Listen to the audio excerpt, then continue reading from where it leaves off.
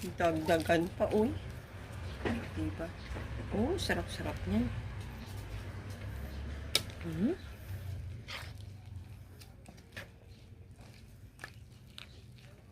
Oh, sarap-sarap ng ulam.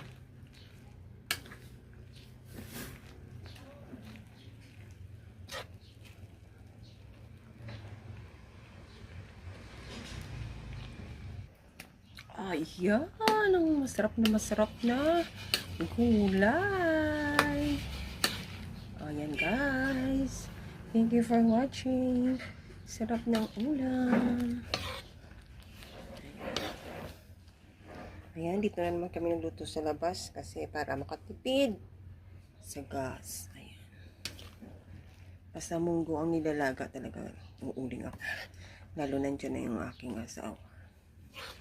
Siya yung ng ano ng uling para makatipid kami. Matagal kasi maglaga ng munggo.